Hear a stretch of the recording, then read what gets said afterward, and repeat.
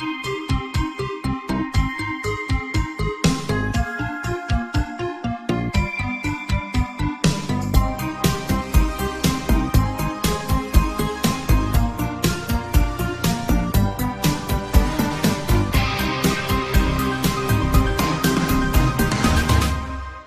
Morbach Monster. The German town of Wittlich is home to a strange legend which might not be a legend at all, if US soldiers stationed in the area are to be believed. According to the story, a deserter from Napoleon's army found his way to the town, where he attacked and murdered a local farmer and his wife. However, before the farmer's wife drew her last breath, she cast a curse on the feral soldier, turning him into a monstrous wolf. Mad with rage, the creature rampaged through the countryside until a mob of townsfolk hunted it down and killed it. The story is fairly well known. A local American football team even called themselves the Morbach Monsters, but not particularly exceptional by the standards of werewolf lore.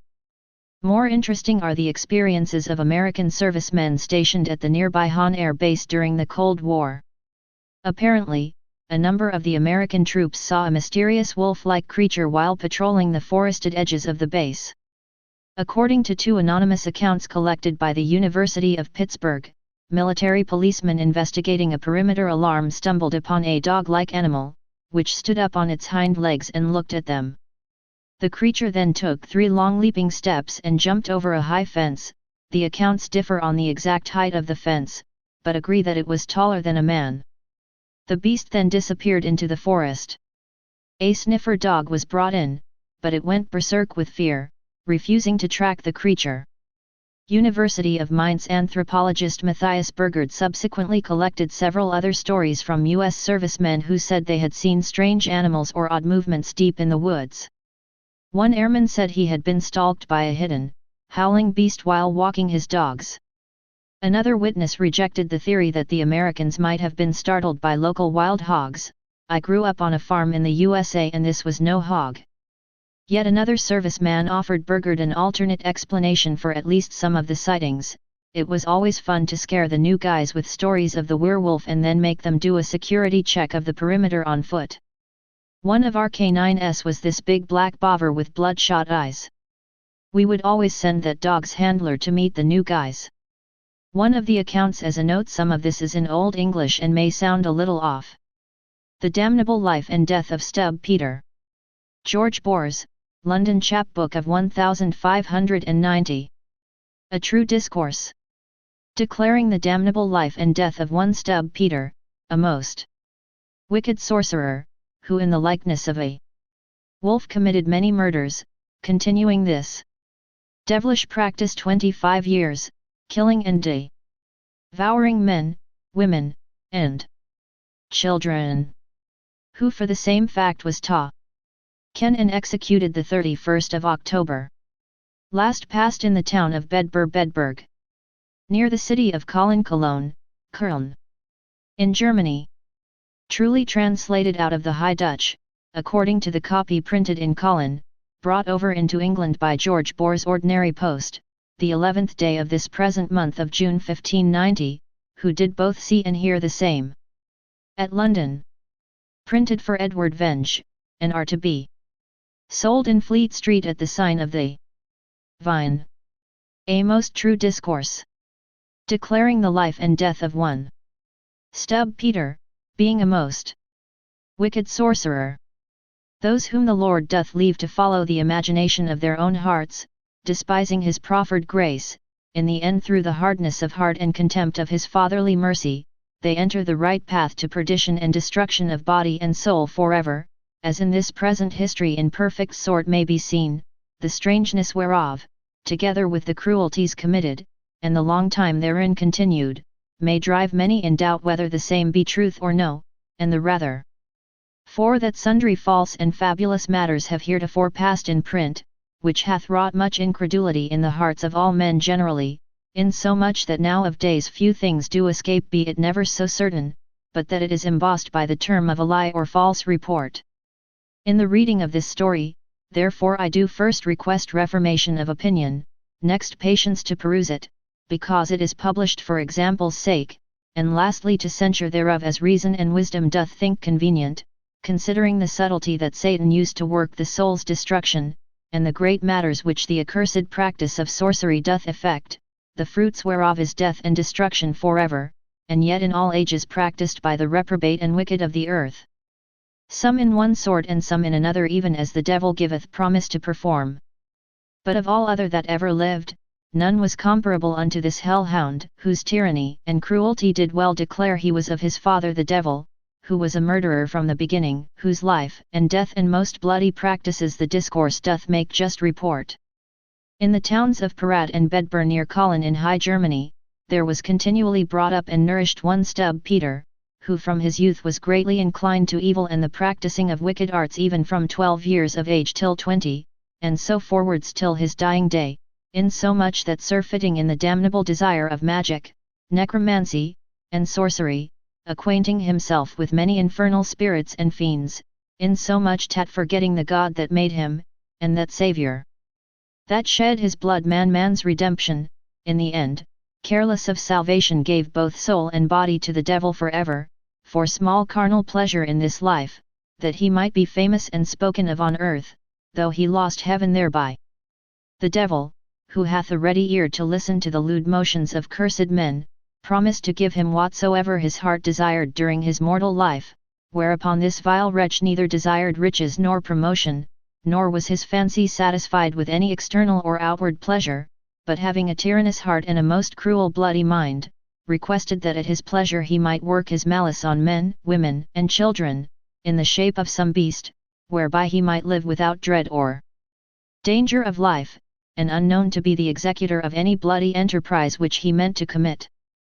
The devil, who saw him a fit instrument to perform mischief as a wicked fiend pleased with the desire of wrong and destruction, gave unto him a girdle which, being put around him, he was straight transformed into the likeness of a greedy, devouring wolf, strong and mighty, with eyes great and large, which in the night sparkled like unto brands of fire, a mouth great and wide, with most sharp and cruel teeth, a huge body and mighty paws. And no sooner should he put off the same girdle, but presently he should appear in his former shape, according to the proportion of a man, as if he had never been changed. Stubbe Peter herewith was exceedingly well pleased, and the shape fitted his fancy and agreed best with his nature, being inclined to blood and cruelty. Therefore, satisfied with this strange and devilish gift, for that it was not troublesome nor great in carriage, but that it might be hidden in a small room, he proceeded to the execution of sundry most heinous and vile murders, for if any person displeased him, he would incontinent thirst for revenge, and no sooner should they or any of theirs walk abroad in the fields or about the city, but in the shape of a wolf he would presently encounter them, and never rest till he had plucked out their throats and tear their joints asunder. And after he had gotten a taste hereof, he took such pleasure and delight in shedding of blood, that he would night and day walk the fields and work extreme cruelties. And sundry times he would go through the streets of Kolin, Bedburg, and Parad, in comely habit, and very civilly, as one well known to all the inhabitants thereabout, and oftentimes was he saluted of those whose friends and children he had butchered, though nothing suspected for the same. In these places, I say, he would walk up and down, and if he could spy either maid, wife, or child that his eyes liked or his heart lusted after, he would wait their issuing out of the city or town. If he could by any means get them alone, he would in the fields ravish them, and after in his wolfish likeness cruelly murder them. Yet, often it came to pass that as he walked abroad in the fields, if he chanced to spy a company of maidens playing together or else a milking their kin, in his wolfish shape he would incontinent run among them, and while the rest escaped by flight, he would be sure to lay hold of one, and after his filthy lust fulfilled, he would murder her presently. Besides, if he had liked or known any of them, look who he had a mind unto, her he would pursue, whether she were before or behind, and take her from the rest, for such was his swiftness of foot while he continued a wolf that he would outrun the swiftest greyhound in that country, and so much he had practiced this wickedness that the whole province was feared by the cruelty of this bloody and devouring wolf. Thus continuing his devilish and damnable deeds within the compass of a few years, he had murdered 13 young children, and 2 goodly young women big with child, tearing the children out of their wombs, in most bloody and savage sort, and after ate their hearts panting hot and raw, which he accounted dainty morsels and best agreeing to his appetite. Moreover, he used many times to kill lambs and kids and such like beasts, feeding on the same most usually raw and bloody, as if he had been a natural wolf indeed, so that all men mistrusted nothing less than this his devilish sorcery. He had at that time living a fair young damsel to his daughter, after whom he also lusted most unnaturally, and cruelly committed most wicked incest with her, a most gross and vile sin, far surmounting adultery or fornication, though the least of the three doth drive the soul into hell fire, except hearty repentance, and the great mercy of God. This daughter of his he begot when he was not altogether so wickedly given, who was called by the name of Stubbe Peter, whose beauty and good grace was such as deserved commendations of all those that knew her. And such was his inordinate lust and filthy desire toward her, that he had a child by her, daily using her as his concubine, but as an insatiate and filthy beast, given over to work evil, with greediness he also lay by his own sister, frequenting her company long time, even according as the wickedness of his heart led him. Moreover, being on a time sent for to a gossip of his there to make merry and good cheer, ere he thence departed he so won the woman by his fair and flattering speech, and so much prevailed, that ere he departed the house, he lay by her, and ever after had her company at his command. This woman had to name Catherine Trompin, a woman of tall and comely stature of exceeding good favour and one that was well esteemed among her neighbours. But his lewd and inordinate lust being not satisfied with the company of many concubines, nor his wicked fancy contented with the beauty of any woman, at length the devil sent unto him a wicked spirit in the similitude and likeness of a woman, so fair of face and comely of personage, that she resembled rather some heavenly helphin than any mortal creature, so far her beauty exceeded the choicest sort of women, and with her, as with his heart's delight, he kept company the space of 7 years. Though in the end she proved and was found indeed no other than a she-devil. Notwithstanding, this lewd sin of lechery did not anything assuage his cruel and bloody mind, but continuing an insatiable bloodsucker, so great was the joy he took therein, that he accounted no day spent in pleasure wherein he had not shed some blood, not respecting so much who he did murder, as how to murder and destroy them, as the matter ensuing doth manifest, which may stand for a special note of a cruel and hard heart. For, having a proper youth to his son, begotten in the flower and strength of his age, the first fruit of his body, in whom he took such joy that he did commonly call him his heart's ease, yet so far his delight in murder exceeded the joy he took in his son, that thirsting after his blood, on a time he enticed him into the fields, and from thence into a forest hard by, where, making excuse to stay about the necessaries of nature, while the young man went forward, incontinent in the shape and likeness of a wolf he encountered his own son and there most cruelly slew him, which done, he presently ate the brains out of his head as a most savoury and dainty delicious mean to staunch his greedy appetite, the most monstrous act that ever man heard of, for never was known a wretch from nature so far degenerate. Long time he continued his vile and villainous life, sometime in the likeness of a wolf, sometime in the habit of a man, sometime in the towns and cities, and sometimes in the woods and thickets to them adjoining, whereas the Dutch copy makes mention, he on a time met with 2 men and 1 woman, whom he greatly desired to murder, and the better to bring his devilish purpose to effect, doubting by them to be overmatched and knowing one of them by name, he used this policy to bring them to their end. In subtle sort he conveyed himself far before them in their way and craftily couched out of the sight, but as soon as they approached near the place where he lay, he called one of them by his name. The party, hearing himself called once or twice by his name, supposing it was some familiar friend that in jesting sort stood out of his sight, went from his company toward the place from whence the voice proceeded, of purpose to see who it was, but he was no sooner entered within the danger of this transformed man, but incontinent he was murdered in the place, the rest of his company staying for him, expecting still his return, but finding his stay over long, the other man left the woman and went to look him, by which means the second man was also murdered. The woman then seeing neither of both return again, in heart suspected that some evil had fallen upon them, and therefore, with all the power she had, she sought to save herself by flight, though it nothing prevailed, for, good soul, she was also soon overtaken by this light-footed wolf, whom, when he had first deflowered, he after most cruelly murdered. The men were after found mangled in the wood, but the woman's body was never after seen, for her the caitiff had most ravenously devoured, whose flesh he esteemed both sweet and dainty in taste.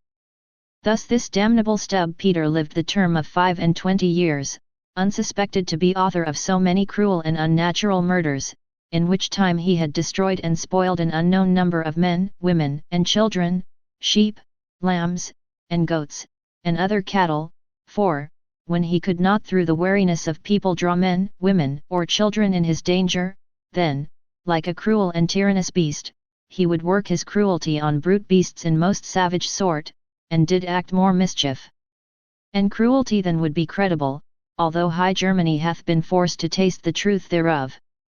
By which means the inhabitants of Colin, Bedburg, and Parad, seeing themselves so grievously endangered, plagued, and molested by this greedy and cruel wolf, who wrought continual harm and mischief, insomuch that few or none durst travel to or from those places without good provision of defence, and all for fear of this devouring and fierce wolf, for oftentimes the inhabitants found the arms and legs of dead men, women, and children scattered up and down the fields, to their great grief and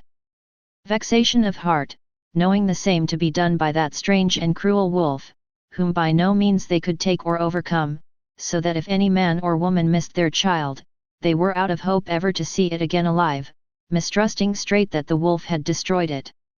And here is to be noted a most strange thing which setteth forth the great power and merciful providence of God to the comfort of each Christian heart. There were not long ago certain small children playing in a meadow together hard by the town, where also some store of kine were feeding, many of them having young calves sucking upon them. And suddenly among these children comes this vile wolf running and caught a pretty fine girl by the collar, with intent to pull out her throat, but such was the will of God, that the wolf could not pierce the collar of the child's coat, being high and very well stiffened and close clasped about her neck, and therewithal the sudden great cry of the rest of the children which escaped so amazed the cattle feeding by, that being fearful to be robbed of their young, they all together came running against the wolf with such force that he was presently compelled to let go his hold and to run away to escape the danger of their horns, by which means the child was preserved from death, and, God be thanked, remains living at this day. And that this thing is true, Master Tice Arden, a brewer dwelling at Puddle Wharf in London, being a man of that country born, and one of good reputation and account, is able to justify, who is near kinsman to this child, and hath from thence twice received letters concerning the same, and for that the first letter did rather drive him into wondering at the act than yielding credit thereunto, he had shortly after, at request of his writing, another letter sent him, whereby he was more fully satisfied, and divers other persons of great credit in London hath in like sort received letters from their friends to the like effect. Likewise in the town of Germany aforesaid continual prayer was used unto God that it would please him to deliver them from the danger of this greedy wolf. And, although they had practiced all the means that men could devise to take this ravenous beast, yet until the Lord had determined his fall, they could not in any wise prevail. Notwithstanding, they daily continued their purpose, and daily sought to entrap him, and for that intent continually maintained great mastiffs and dogs of much strength to hunt and chase the beast. In the end, it pleased God, as they were in readiness and provided to meet with him, that they should espy him in his wolfish likeness at what time they beset him round about, and most circumspectly set their dogs upon him, in such sort that there was no means of escape, at which advantage they never could get him before. But as the Lord delivered Goliath into the hands of David, so was this wolf brought in danger of these men, who seeing, as I said before, no way to escape the imminent danger, being hardly pursued at the heels, presently slipped his girdle from about him, whereby the shape of a wolf clean avoided, and he appeared presently in his true shape and likeness, having in his hand a staff as one walking toward the city. But the hunters, whose eyes were steadfastly bent upon the beast, and seeing him in the same place metamorphosed contrary to their expectation, it wrought a wonderful amazement to their minds, and, had it not been that they knew the man so soon as they saw him, they had surely taken the same to have been some devil in a man's likeness, but for as much as they knew him to be an ancient dweller in the town, they came unto him, and talking with him, they brought him by communication home to his own house, and finding him to be the man indeed, and no delusion or fantastical motion, they had him incontinent before the magistrates to be examined. Thus being apprehended, he was shortly after put to the rack in the town of Bedburg, but fearing the torture, he voluntarily confessed his whole life, and made known the villainies which he had committed for the space of 25 years, also he confessed how by sorcery he procured of the devil a girdle, which being put on, he forthwith became a wolf, which girdle at his apprehension he confessed he cast it off in a certain valley and there left it, which, when the magistrates heard, they sent to the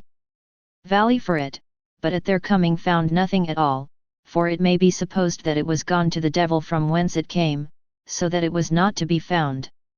For the devil having brought the wretch to all the shame he could, left him to endure the torments which his deeds deserved. After he had some space been imprisoned, the magistrates found out through due examination of the matter, that his daughter Stubbe Peter and his gossip Catherine Trompen were both accessory to divers murders committed, who for the same as also for their lewd life otherwise committed was arraigned and with Stubbe Peter condemned, and their several judgments pronounced the 28th of October 1589, in this manner, that is to say, Stubbe Peter as principal malefactor, was judged first to have his